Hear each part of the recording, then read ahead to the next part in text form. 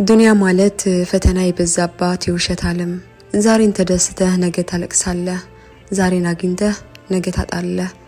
ፈተናውን ሁሉ አልፌ ጥሩ ደረጃ ላይ ደርሻለሁ ብለህ እፎይ ስትልና የእረፍት ኑሮ መኖር ስትጀምር ድንገት ሳታስበው የሰበሰብከው ሁሉ ይበተናል።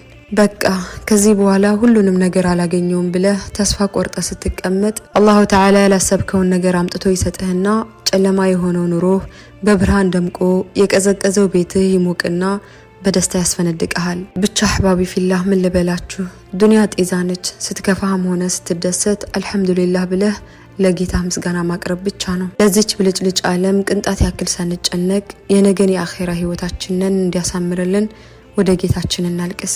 ዱንያ ጊዜያዊ መኖሪያ እንጂ የዘላለም መኖሪያ አይደለችም። ብዙ አንድከምላት፣ ብዙ አንሰብላት። ይልቅ ለአኺራችን እንድከም፣ ለአኺራችን እንሰብ፣ ለአኺራችን እንጨነቅ፣ ለአኺራችን እንስራ። አላሁ ተዓላ ዱንያ አኺራችንን ያሳምርልን። اللهم ربنا آتنا في الدنيا حسنة وفي الآخرة حسنة وقنا عذاب النار. اللهم نسألك حسن الخاتمة يا رب العالمين. اللهم آمين.